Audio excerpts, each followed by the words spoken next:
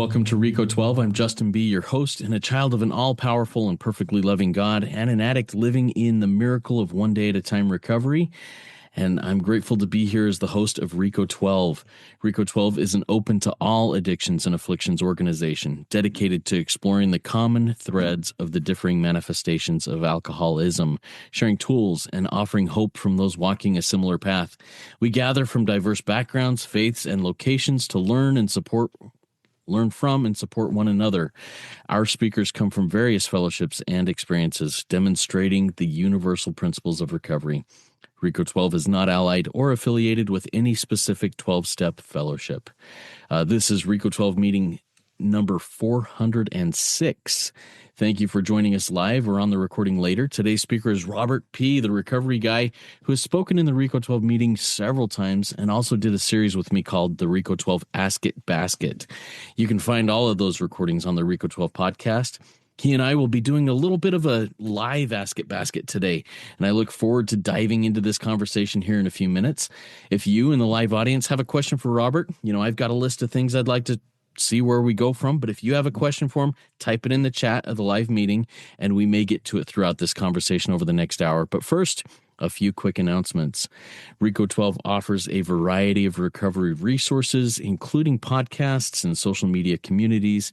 To explore more, visit our website at rico12.com. That's RECO12.com. Check the chat and the show notes for links. We still are seeking a few speakers for the 12-week series on each of the 12 steps that starts next week. So if you have, let me see which, we got 2, 5, 8, 9, 10, and 11 are the steps that I still have open. So if one of those steps just sings to you and you want to speak on it, shoot me an email at rico12pod@gmail.com, and we'll get those things lined up over the next 12 weeks. Rico 12 is self-supporting, and your contributions help us continue this message. For information on how to do that, I'll put the stuff in the chat. Thank you this week to Todd and Charisse for your donations. Your support, both financially and especially by word of mouth, truly makes a difference in helping us share these messages of hope and recovery. All right. Each week we receive light and inspiration from our speakers. Their experience brings hope, meaning, worth, and growth to us as listeners. Now I'm going to welcome today's guest speaker, Robert P. Here's a little bit about him before I turn the floor over to him. Robert first came into recovery February 9th of 1986 and met a group of people who would change his life. After a short relapse, Robert came back to recovery on April 25th of 86 and has been clean and sober ever since. Robert's mission is to become more well and encourage others along the way. He's also the host of the Recovery Guy podcast and several resources there with the Recovery Guy as the Recovery Guy, and was also a panelist on the 12-part Rico 12 series called the Ask It Basket. He will be marking 40 years in the rooms of recovery here in just a couple of weeks, and how cool is that? Take it away, Robert. The floor is yours. Hey, thanks, Justin, and welcome to all those names I see on the screen. It's great to have so many people in audience today. One of the things, Justin, I really like about being your friend and being on your podcast is you're all-inclusive. When I go to AA, I'm predominantly alcoholic, and everything, all of my behavioral and substance abuse run-ins are centered around alcohol. However, when I came into Alcoholics Anonymous back on February 9th, 1986, I was bulimic. I was a compulsive overeater. I never met a strip club I didn't like. I was a compulsive gambler and, of course, addicted to drugs. And so I came in with I was just covered with behavioral and substance abuse addictions. One of the things I found was that when I addressed the alcohol, all the other things fell off one at a time. And today, not only am I clean and sober, but I'm happy, I'm joyous, I'm free. The things that kept me from being who I always knew I could be and wanted to be have been relieved of me based on the relationship I have with my higher power. And today is day 14,525. which is it's exciting in that it's more powerful than 14,524 and not quite as powerful as 14,526, which will be tomorrow. And for that, I owe AA my life. And I'm forever grateful for the things that I've learned in the rooms. When I came in back in 1986, I came in, Justin, as you know my story, because I was afraid I was going to die. I was 32 years old, and alcohol, it was at that point where if if if I was going to drink, I was going to die.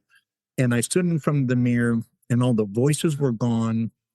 There was no more individuals in my head wondering what was going to happen to me. I saw myself as dead.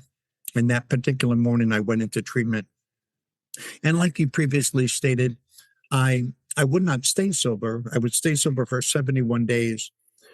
But it says in the big book, there are those too who suffer from grave emotional and mental disorder, but many of them do recover if they have the capacity to be honest. I had the capacity, I just didn't have the willingness. I was so afraid that if you knew everything about me, if you knew the ins and outs of who I was, where I went, who I did it with, and what I did, I would be the first person literally in the history of Alcoholics Anonymous that you would ask not to come back. And that was based on who I thought I was and what value I believed I had. When I came back to the rooms, and one thing, I ended up in the Rhett Butler Motel at 15th and Fremont in downtown Las Vegas, right off downtown. And it didn't surprise me that I was drinking and using. What surprised me so much, Justin, and maybe the audience participants can relate, it was amazing how quickly I got back and worse than how I was. Because in a relatively short time, in 5 days, I got beyond the point I was when I stood in front of the mirror on February 9th. And that scared me more than it did when I stood in front of the mirror. And I went back to the rooms of Alcoholics Anonymous that day, and I met with my sponsor, and I said, what do I need to do next after we did the third step prayer? And he said, everything I tell you to do. And I've been doing everything that my sponsor has told me to do since. I'm an advocate of the 12 steps of Alcoholics Anonymous. I have an unsatisfied appetite for the big book. I go to meetings. I go to 3 or 4 meetings a week. I practice the principles as we discussed. Step 12, practice the principles in all our affairs. I don't know how to live. AA has become a way of life for me. And we talked about it earlier, how even in my marriage, I worked the 12 steps of Alcoholics Anonymous. And I find that is my way of living, that I approach each day with the sense of, am I taking my inventory? Am I going to God to seeking through prayer and meditation to improve, not establish, but improve that conscious contact with God, praying only for the knowledge of his will for us and the power to carry that out. And one thing I found, God's will for me is others. When I was drinking, when I was using, when I was carrying on, it was always me, me, me, me, me. It was always, how could I satisfy my lust? How could I satisfy my flesh? How could I satisfy the beast that was devouring me? It was only when I was willing to become third that I became first. And I'm very fortunate. I got sober when I was 32. I'm 72 years old now. And I've had the most amazing opportunity to reinvent myself, to become the person I always knew. I always knew I could be a good husband, even though I was married twice.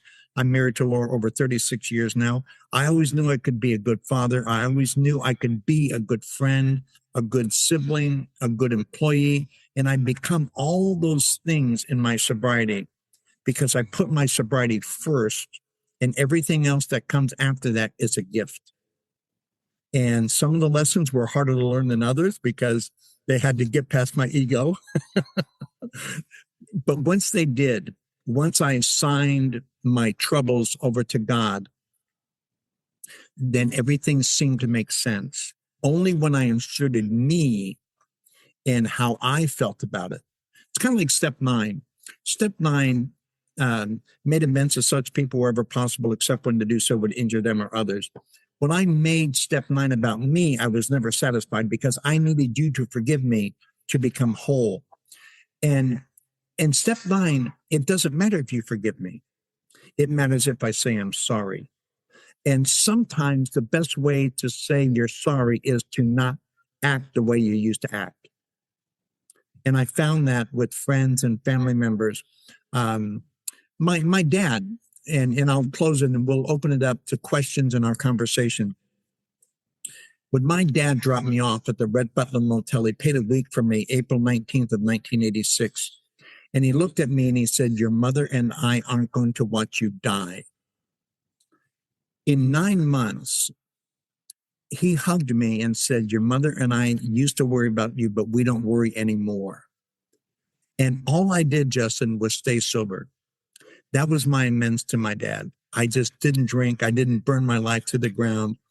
I didn't settle for second best. I became more in the areas that my dad was sober 7 years at the time, in all the areas that my dad always wanted to be more, but alcohol, just as I got in the way. And when I removed the alcohol, when I subjected myself to an authority, a person, and an invisible God, things seemed to make sense. And here I am at almost 40 years of recovery. And what's awesome is I'm not doing anything different than I did when I first came into the rooms in 1986.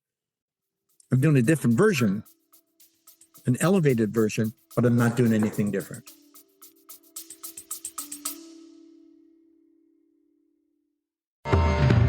Got questions about addiction, recovery, or just life in general? Let's noodle it out together. Grab your big book, a pen, a highlighter, and a notepad, and join Nikki M and me, Justin B, on Rico 12 Noodle It Out with Nikki M.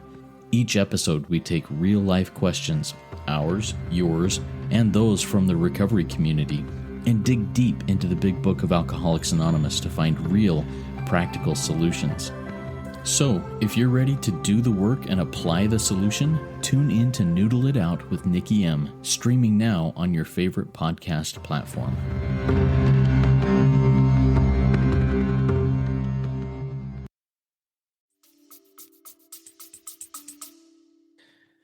Yeah, and I love that. So, Robert, how I envision this how I experience it in my own recovery, and I'm not yet 40 years in the room, and I may not make it to 40 years. I may die before then, but, we've got this iterative process that continues to elevate up. We start at the base with the 12 steps. We keep working those steps, but it's like it elevates itself and moves on up this mountain towards the peak. Is that kind of what you mean by that? It's a different way of looking at the 12 steps?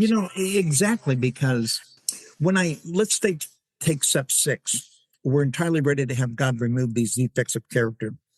My defects are more defined or more refined as they are today than were back then. My defects were glaring. Now, because my outlook and my approach to living has changed dramatically over the years, over the decades, they're more refined. I need to drill down more on step 10 than I had to when I first did step 10. And by the way, my understanding of the big book for your listeners out there, people say, oh, I've done another step 4. I've only done one step 4 in my entire 40 years because I do step 10. When I continue to take a personal inventory, when I'm wrong, promptly admit it, continuing to take that personal inventory includes steps 1 through 9. I always remember that I'm not cured of alcoholism. What I really have is a daily reprieve contingent on the maintenance of my spiritual condition. That always reminds me that I am alcoholic. And in step 10 reminds me of my humanity, which ignites me toward God, because God couldn't would if he were sought. And God directs me towards others. So they run in concert.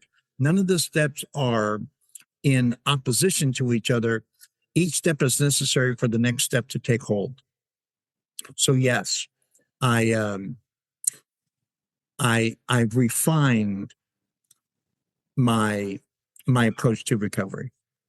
I love what you just said there, and I'm going to go to a different question, but I want to reiterate this. You said step 4 reminds me of my disease, my alcoholism. Step 10 reminds me of my humanity, that I'm imperfect, but as I address it today, as I address it as I go along in life, I don't have to do another step 4 because I take care of it in the moment. Yes. Yeah. My sponsor, Slow Will, says if we clear away the wreckage of our present, it doesn't become the wreckage of our past. And when we look at step 10, continue to take personal inventory. What is step 4? Step 4 is an inventory step. So if you read the 12 and 12 of Alcoholics Anonymous, which was published in 1952, 13 years after Bill wrote the big book, Bill and Bob wrote the big book, and the first 100, it incorporates all of those steps in there, and it just makes sense to me. If you look in the 12 and 12, it says a spot check inventory, a daily inventory, an annual and a semi-annual house cleaning. It incorporates all the areas of the inventory that I need to take, and I do take them. And I still have a sponsor who's more than willing to correct me when I'm wrong. That's good. Thank you for sharing that. So you talked about, hey, today is day 14,000. I don't remember. What is today again? 14,000 what? 525. 525. You know, I've been in rooms with, and I'm sure you have also, people have been maybe in and out of the program, in and out of the rooms for a lot of years. Maybe they've been fairly consistent in the rooms for many years, but they can't seem to stay sober for more than 90 days. Tell us, why do you think that is? You know, you bring up a really good question. I think we old timers have let them down. I think the responsibility to the newcomer rests on people like you and me and others in the audience who've been sober a while. We need to let them know that you're not going to get sober. According to the big book of Alcoholics Anonymous, according to the book of SA, according to the basic text of NA, any 12-step recovery book you find, they all are consistent with you need to do the steps, you need to get a sponsor, you know, depending upon when they're published, you need to go to meetings. Even Al-Anon is the same way. There's a path to wellness. If I give you clear-cut directions on how to get from where you live or where I live to Chicago, and you go off of that path and you end up in Bozeman, Montana, you know, how much can you blame me? Now, that doesn't mean to say that the old timer is responsible for the newcomer sobriety. You are responsible for your own sobriety. But I think we're so afraid of hurting someone's feelings that we don't tell them the truth. The Apostle Paul said, have I become your enemy because I tell you the truth? From a biblical perspective. And unlike other people, I'm willing to become your enemy. If it means you don't die from a treatable condition, I will tell you the truth. You can do with that truth whatever you want, but I will always tell you the truth. Man, but I want to be popular. I want people to like me. How how do you get past that nice guy? Oh, I just want people to like me and get to the point of, dude, you're going to die if you don't follow these instructions. People don't care what you know until they know that you care. So I think it's important that you establish an aura of caring, but that doesn't mean you don't tell someone the truth. Sometimes the truth is difficult to face, but they're in the rooms of recovery for a reason. They're in because the judge told them, if you don't complete this program and get these court cards signed, you're going to do 5 years. The significant other said, if you don't change. So we all come in with coercion. We help individuals understand that there's a difference between a desire to stop drinking, stopping drinking, and recovery. Just as Bill Wilson says regarding the farmer, we feel a man unthinking who thinks sobriety is enough. So it doesn't surprise me when people relapse any more than it surprises me when they recover. Because I can tell you why, not because I'm smart, but because I've read the book. Those who do not recover are people who cannot or will not completely give themselves to this simple program. And you know, I was talking to a friend the other day. The program of Alcoholics Anonymous is not a simple program for complicated people. That was made up by the ego. The program of Alcoholics Anonymous is a simple program for simple people who love to complicate things. Oh, that's so good. I love that. And I think that defines me pretty well. I'm a pretty simple guy. Well, it Man, do defines I us like to all. complicate. It defines us all because we're afraid of recovery, because recovery is work. However, it is such a shame because our disease is treatable. And to see someone die from a treatable condition is a tragedy. And whatever I can do, if it means I offend you in love, then I'm willing to offend you in love. Yeah. You know, that's a powerful statement there. To see someone die from a treatable condition is a tragedy. And yeah, absolutely. And what we deal with, yes, it is a terminal illness, but it is absolutely treatable with these simple steps, simple instruction and ingredients that are laid out there. Thank you for going through this, Robert. You know, you've now been in the rooms for almost 40 years, working your recovery for almost 40 years, and yet you say, I still have a sponsor, and my sponsor still tells me when I need to straighten up. You know, one of the things that that I hear and that I see is it's important not to get too dependent on others as we start getting well. But I mean, here you are still with a sponsor. Tell me about the difference between being dependent on others, having a sponsor. What does that mean? Well, it all. I still have a sponsor, not because I necessarily need a sponsor, although there's an argument for that. I have a sponsor, so I'm not a hypocrite to you. I go to meetings, so I'm not a hypocrite to you. I work the program, so I'm not a hypocrite to you. Because I'm going to tell you to get a sponsor. And you're going to say, do you have a sponsor? Well, yeah, I have a sponsor. I'm going to tell you to go to meetings. Do you go to meetings? You bet I go to meetings. Do you still read the big book? You bet I still read the big book. So everything I tell you, that's why I remember the day. That's why I remember 14,525, because we're not cured of alcoholism. What we really have is a daily reprieve. So if I'm expecting you to remember the day, why don't I remember the day? So everything I tell you, I practice. And I have a sponsor. I'm dependent upon God. God is the source of my recovery. God is the source. But it's not too bad to have a practical application of who God sent. Matter of fact, when my sponsor, Jack was my sponsor for 32 years. And when I found Jack as my sponsor back in 1986, I went up to Jack and said, God told me that you would be my sponsor. And he said, well, who am I to argue with God? And when Jack passed away of cancer back in 2019, I felt God led me. I don't give away things that God gave me because I don't want to stop needing God. I don't want God to stop giving me things because God thinks I just give him away and discard him. I think everything comes from the Father of giving. Let me pause there for just a minute and seek some clarity here. You know, one of the phrases is we freely give that was given to us freely. But you say, I don't give away things that God gave me. Help me differentiate what that means and the difference of those things. Trust in the Lord always. This is Bible. In you know, this is my source of reference.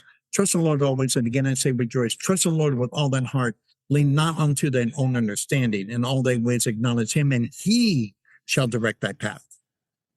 And God directs my path. God leaves a certain amount of me. When we look at the serenity prayer, God grant me the serenity to accept the things I cannot change, the courage to change the things I can, and the wisdom to know the difference. God is the author of wisdom. I'm the author of, I lay out action according to God's will. That's why every day, if we read that portion where we're not cured of alcoholism, what we really have is a daily repeat contingent on the razor. It says every day is a day I must go God's vision and work in God's vision in all my activities. And so I need God's direction, and then I play it out. And then at the end of the day, I said, God, how did I do? So I seek his approval, just like all the gifts of my sobriety. I don't have anything if I'm not sober. Everything that comes after my sobriety is a gift of God. I conduct that way in my meetings. I'll go to, I just got relocated to Florida from Salt Lake City just over the summer. And I would go to meetings. I said, God, do you want me to go back? Why would you want me to go back? Is there someone there that you want me to touch? Is there something that you want me to hear? I don't go just for the sake of going. I go with a godly purpose, and I stay as long as God tells me to stay. And if I decide to leave, I say, what part of this is you, God, and what part of this is my ego? Because the ego's number one job is to convince you it doesn't exist. Yeah. No, this is some good guidance to take into all our activities. I think you quoted that line from the Big Book, as that's one of our things we need to do is carry that God consciousness into all of our activities. And I love how you talked about going into meetings and stuff like that. Robert, over the last couple of days, you and I, we've had a couple of quick conversations, couple of back and forths. And one thing that you sent to me and also talked to me a little bit about is a meeting that you're going to be creating, and it's based on the toolbox, right? Is this what we're talking about here, or is that two separate things? Talk to me a little bit about this toolbox and what is that, and what are we doing? The toolbox is a meeting designed for the person who's new or relatively new to recovery, while incorporating the seasoned veteran. The toolbox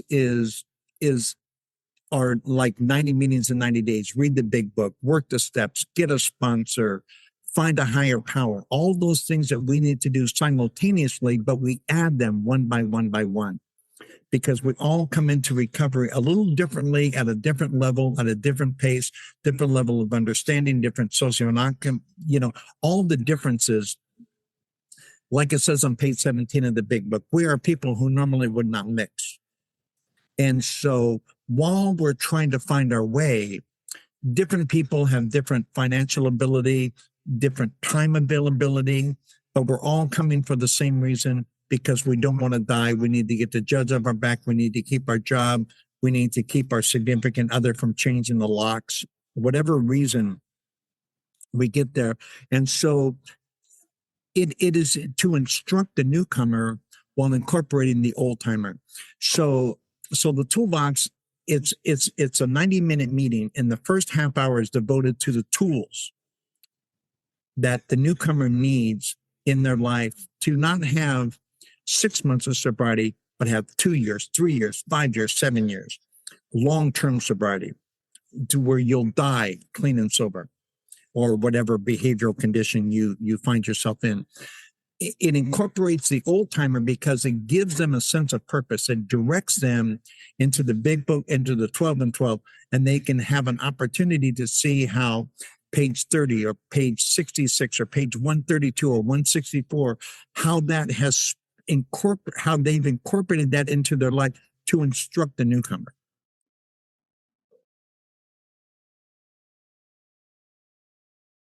Yeah. So Robert, with that, I just posted in the chat the different the toolbox items that you sent over to me with that. And I love how you said, "Hey, this brings in the newcomer, everybody, but it also brings purpose to the old timer." Um, Talk to me a little bit about why these individual items are in the toolbox and how this can really help those who are seeking the solution. Well, the meeting concept itself came from Akron, Ohio. I had an opportunity to go speak at King School Group number 1, which is the first meeting of Alcoholics Anonymous. I was privileged to go and speak there in September, and I met a guy named Rich R. And Rich had been running this toolbox meeting in Akron, the birthplace of AA, for 17 years. And I was so intrigued because that's my biggest frustration. When I talked about we who have been around for a while and have let the newcomer down, we have not instructed them. We've let them know that not drinking is enough. And not drinking, not using, not carrying out, not acting out is not enough, because we know that alcohol, acting out, drugs, gambling, they were symptoms of a far-reaching problem. That is why only step 1 deals with our behavior or our addiction. Every other step flows with learning how to live one day at a time without the substance or the behavior. But learning how to live without it is the key to long-term sobriety. So we can get the newcomer to stop acting out, to stop drinking, to stop using, while we instruct them how to keep from drinking and how to using.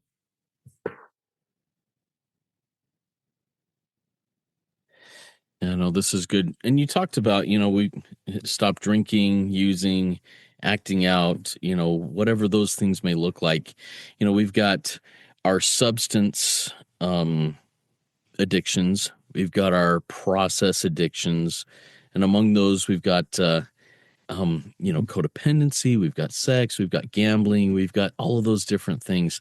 Talk about the similarities and the differences, maybe from your experience with those. I mean, you've spent time in several of these rooms.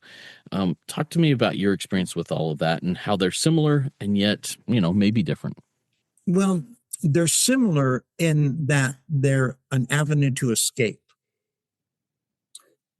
We all escape in different ways that result in the same thing. My drinking was going to end my marriage. But if I acted out sexually, as I had a sexual addiction, that was going to end my marriage also. Drugs will, so the result would be the same. Some behaviors, some addictions are easier to hide than others, but you can only gamble so long before the addiction overtakes you and you stop paying the rent, and you stop paying the water bill. Now, even if you have a lot of money, eventually that money is going to run out because that behavior, that acting out, that process addiction, as you call it, is going to become more important than anything that you're doing.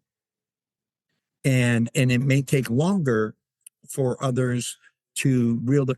Sometimes we don't die directly from the addiction, but we're alone when we die. Because at some point, the people around us are going to see that they're not as important to you as they need to be. That's a powerful concept there, Robert, because one of the lines, if I drink again, I'll die. If we drink again, we'll die, is something, that concept there. Now, if it's a process addiction, if it's codependency, if it's sex, if it's whatever, if I act out again, maybe that death isn't going to happen from an overdose, from a alcohol poisoning, from some accident that occurs because I'm intoxicated, whatever that looks like. But one thing that I found is that spiritual death that happens. Yes. And what you said, the disconnection from others. I'm alone, even in a room of 1,000 people, and I'm dead. I'm a walking zombie. Talk to us a little bit about that. Well, not everyone who's addicted dies from drugs, overdose, or alcohol, which are the primary addictions. They lead to other things. But people commit suicide because being alone is so much more painful than they ever thought they could bear. But their process addiction has gripped them so much that they don't know how to stop that to grab onto that. Um, you know, recovery is being sober is stopping doing a behavior. Recovery is the addition of something else. And gravitating, that's why addiction recovery is so difficult. It's simple, but it's the hardest thing we'll ever do.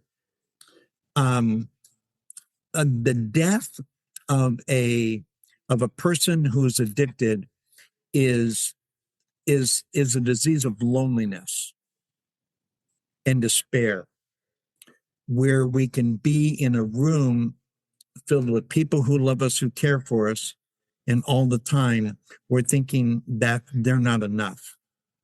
I mean, when I was at the height of my sexual addiction in Las Vegas, I was going to bars looking for other women, and I was married. I was married. I had a wonderful wife waiting for me at home.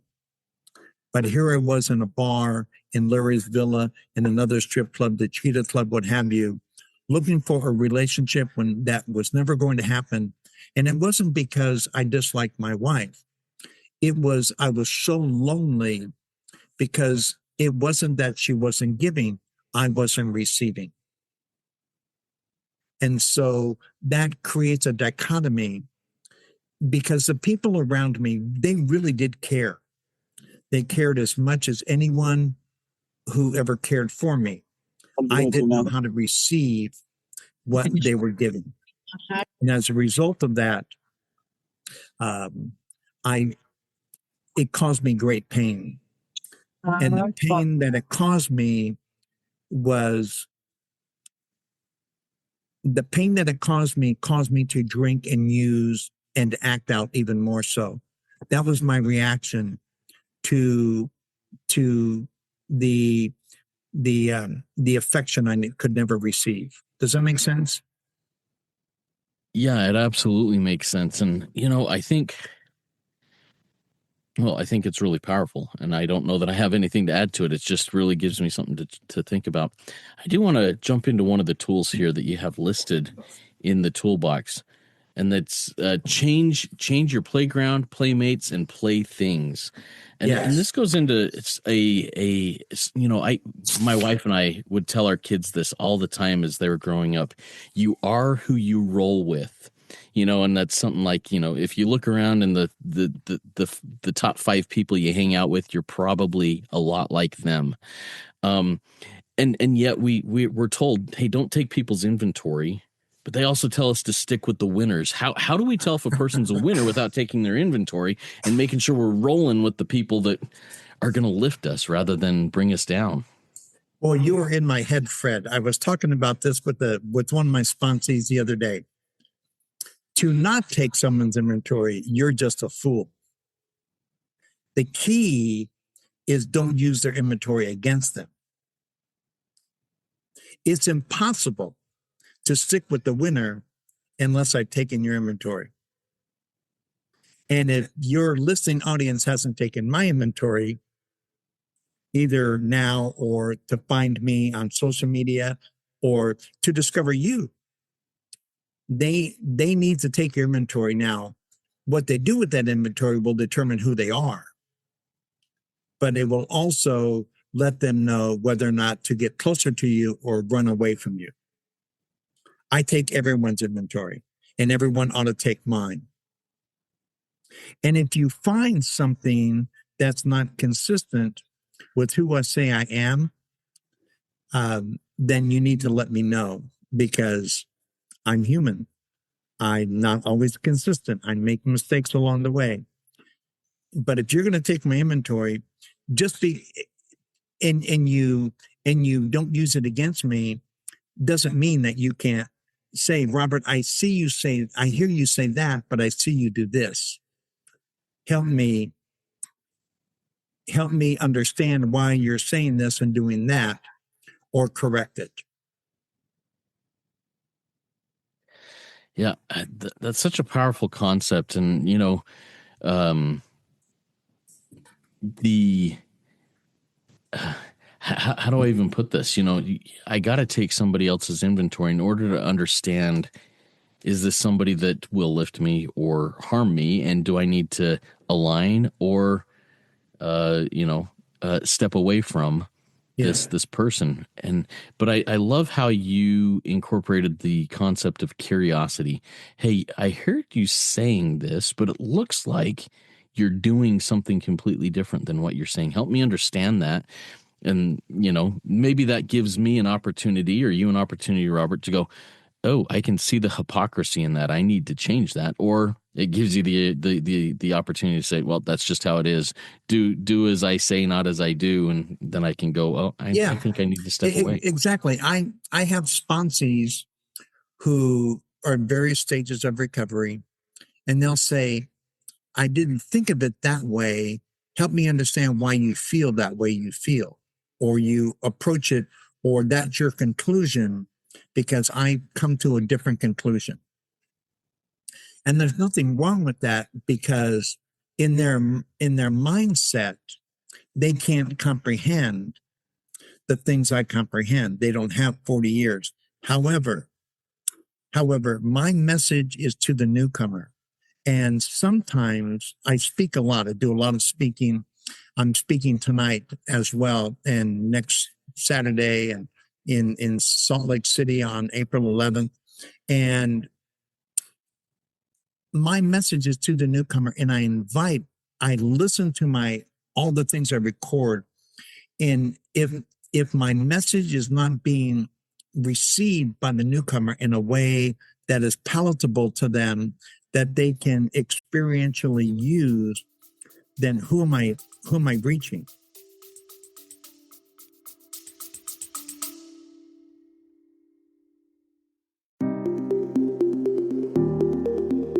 Hey, Spearheads, if you're looking to dive deeper into the big book of Alcoholics Anonymous with people who live the solution, then you won't want to miss RICO 12 Big Book Roundtable. Join David G., Nikki M., and me, the moderator Justin B., 3 recovered addicts from multiple fellowships, as we break down the big book line by line. In each 30-minute episode, we share our experience, strength, and hope in a real, raw, and practical roundtable discussion. So, if you are ready to learn and apply what you learn, tune in to RICO 12 Big Book Roundtable on your favorite podcast platform.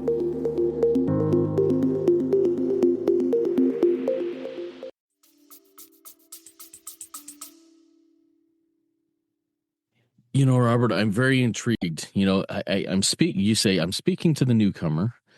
You've talked about in some of these meetings how the old timers let the newcomer down. So I need to speak to the old timer. How do you balance that focus in your conversations, in your speaking engagements with groups, or in your work just with a group or with fellows? That's the challenge in speaking to a wide range of audience. I speak at a lot of treatment centers, and people who've been around for a while, 20, 30, 40 years, will be in attendance, but so will a lot of newcomers. There's a way to make something meaty while leaving it easy to chew. You can talk about a complex idea in a way experientially that makes sense to the newcomer. Oh, I felt that way. That's where you have to experience strength and hope. Everyone understands that it's a universal truth when explained properly. So I can explain the need to take an inventory from a feeling perspective that the newcomer understands that they need to look at themselves, that they need to convince themselves that they're in this condition. while the old timer needs to retrospectively look at themselves on a daily basis in order to get well. There's universal truths, and the way that you portray them will determine how they're received. But my message, although more in my case, I would expect you to expect me to be an expert. And it's not saying I'm smarter than the next person. I've just been around a long time.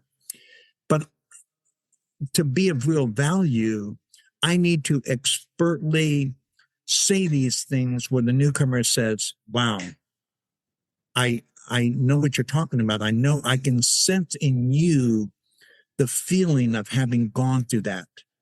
And they relate to me not textually, not word wise, but they relate to me on a point of feeling. I have felt that way also. I I know you understand me because I can feel the words that you're saying. Oh, this is good. So, Robert, I know that in fact, I've been with you to a meeting in a treatment center before. You and I sat next to each other as you spoke in one of those Yes. last year, I think it was. Last year. Yes. And just really cool stuff.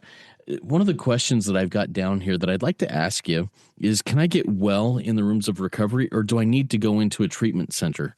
What's your experience on that? What is your take on that?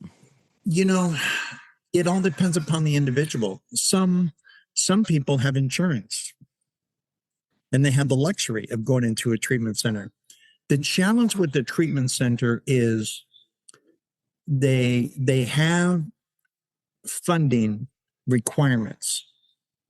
So they can get you to believe that you've done step 4 and 5 and you haven't even done step 1. So there's almost a dichotomy. Some people get well in the beginning.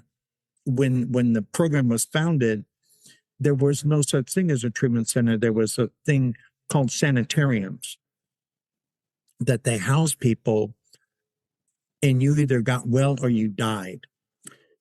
Treatment centers have a way of buying time, of getting the judge off your back. If you go into this treatment center and you stay in there for 90 days, you're not going to get 5 years. Or gives you just enough time to get the pressure off. Oh, so and so is doing well. But invariably, treatment center people have a high rate of relapse, I think higher than the people coming off the streets, because they're not given, they don't graduate. So you can graduate from a treatment center, but you never graduate from AA.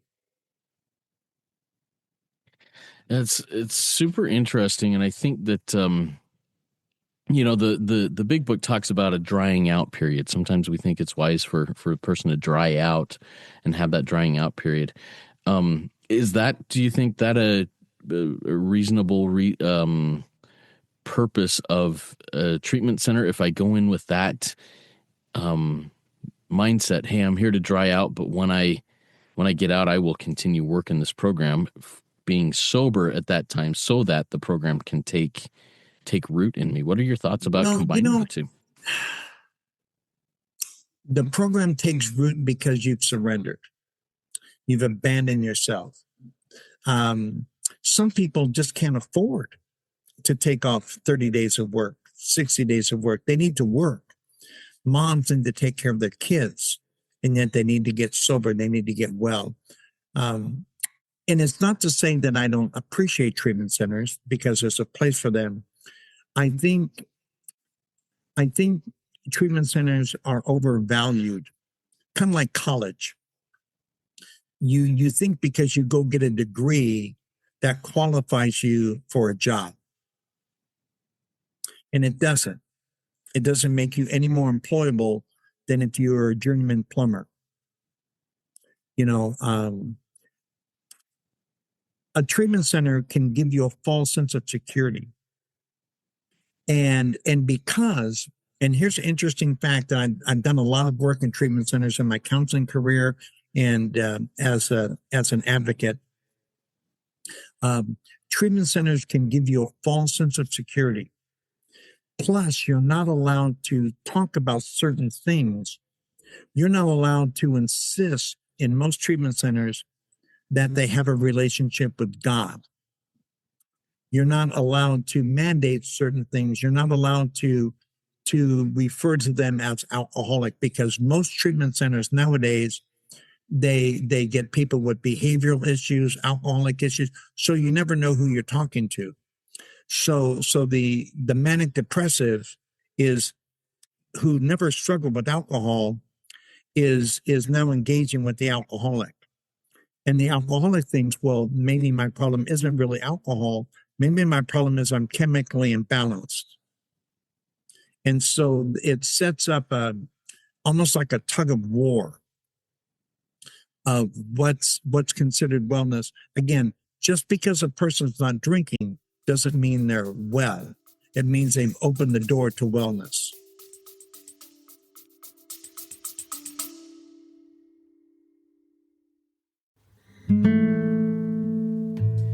Hey, Rico 12 Spearheads. If our recovery resources have helped you, please consider a donation. Your financial support, as well as your word of mouth support, keeps Rico 12 running and reaching the man who is still sick. Donate today at rico12.com/support, or check the show notes for PayPal and Venmo links. Every contribution helps carry the message. Thanks for being a Rico 12 Spearhead.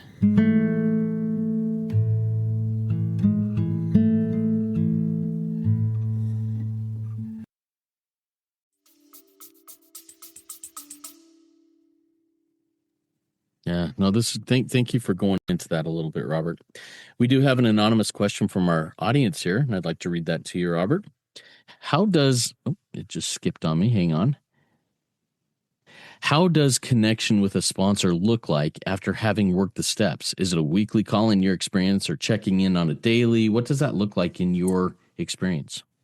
Different sponsors like control more than others. I don't have any of my sponsees call me every day. Matter of fact, if you call me every day, it's because you don't have a life. Or you think that calling me is going to give you some. If you want to call me every day, call me every day. But there's no requirement. Just like meeting makers don't always make it. That's why the toolbox is so important. It's not just 90 meetings in 90 days. It's, are you changing old playgrounds and old playmates? Do you have a sponsor? Are you reading the 12 steps? We need to incorporate all these things. Just because a sponsee calls me every day doesn't mean they're going to get well. They need to take my advice. The other day, a person who stole a lot of money from a particular entity asked me what I should do. He said, what should I do regarding that? Should I turn myself in? Should I? And I said, I don't know. But what I do know is you need to pay them back. So I figured out a way for him to anonymously, without jeopardizing his freedom, how to pay them back. Now, I will know that the person paid them back whether or not they stay sober. Because honesty is critical. Honesty, open-mindedness, and willingness. If the person's not honest, they'll get drunk. But he doesn't have to do it based on, I'm not going to babysit. He's a full-grown man. I'm not going to babysit him. And they didn't babysit me. If you want what we have and are willing to go to the links, then you are ready to take certain steps. My sponsor, Will, says we can't do the 4-step for them. They have to surrender on their own. They have to be willing on their own. They're going to stay sober or they're going to get drunk based on what they do or don't do. They're going to develop a relationship with God of their own understanding, with or without me. I can lead them. Just because I'm leading doesn't mean they're following. Yeah, this is such good stuff, Robert. Have we missed anything that you'd like to make sure we touch on before we wrap this up in a few minutes? No, not a thing. I just really appreciate you and your service to the community. Thank you so much. Do you have any final words of wisdom before we close down? just, you know what, Justin, just like all of us, just keep coming back. Mm. You know, every day that we try, we improve.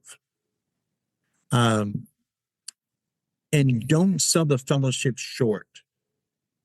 On page 17 of the big book, and I suggest everyone read page 17, the fellowship of the program is not recovery, but without the fellowship, the roots of recovery would never take hold. If it was all recovery, it would get boring rather quickly. But the fellowship, learning how to laugh again, learning how to be around people that no matter what you tell them, they're going to say, keep coming back. And I just want people to come back. Mm. No, that's really good. You know what, Robert? I did get one more question come in from our live audience, and I'll ask it to you real quick. See if you can address it in just a couple minutes.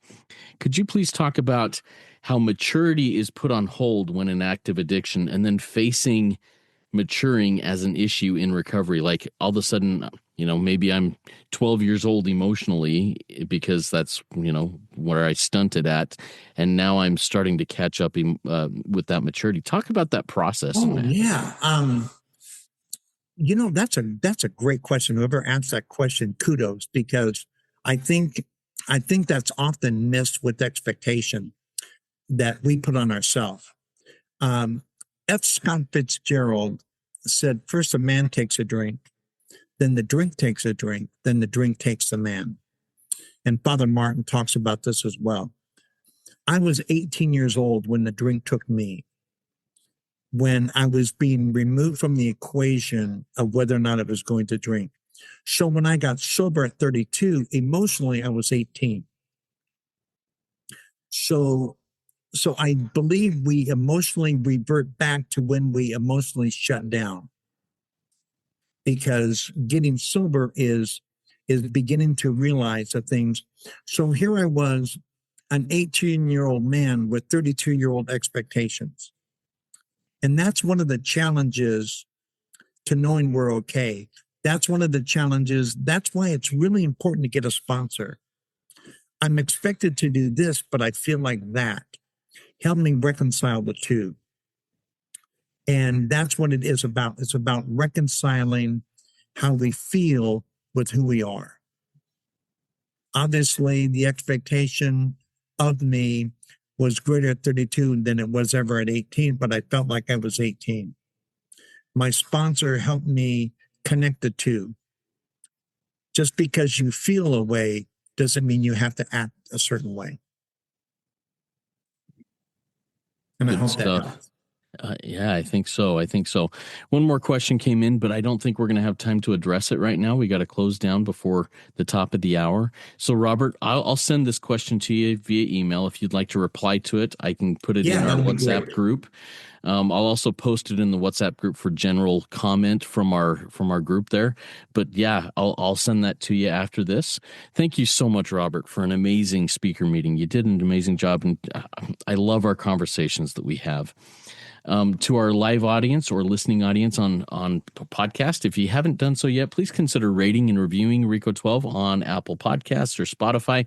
It's a great way to work your step 12 and sharing this message with others and practicing these principles by getting the word out there. Come back next week as we start our 12-week series on the 12 steps. Deb S. is going to kick us off with step 1, and I'm super excited for that. And as I mentioned at the very beginning, still trying to fill a few steps over the next 12 weeks. So if step 2, 5, 8, 9, 10, or 11 are speaking to you and you'd like to speak on them, please reach out to me via email at rico12pod@gmail.com, and we'll line it up. Stay updated through our WhatsApp group or the email list, and we'll get you going there. Robert, will you now pray us out? Yes. Father, we would just thank you for this day. As the giver of all good things, we pray that we're in alignment with you in all that you would have for us. I pray that everyone who hears this draws nearer to you, because we know at the end of the day, all we can do is stop our behavior, but all you do is give us a new life that is beyond anything we could ever imagine. We pray all these things in your name. Amen. Amen. Amen. Thank you, Robert. Remember, everybody, there is one who has all power. That one is God. May you find God now. Keep coming back, and when you do, come all the way in, sit all the way down. Let's trudge this road of happy destiny together. Work it. You are worth it. I've seen stars fall from above. I've fallen in and out of love. I've been high and I've been low. Now I know I just can't do this on my own. I've seen a boy become a man. He got lost without a plan. He's so far away from home. Now I know I just can't do this on my own. Your arms surrounding me. Your touch is grounding me. No longer searching for purpose all alone. 'Cause now I know that I just can't do this on my own.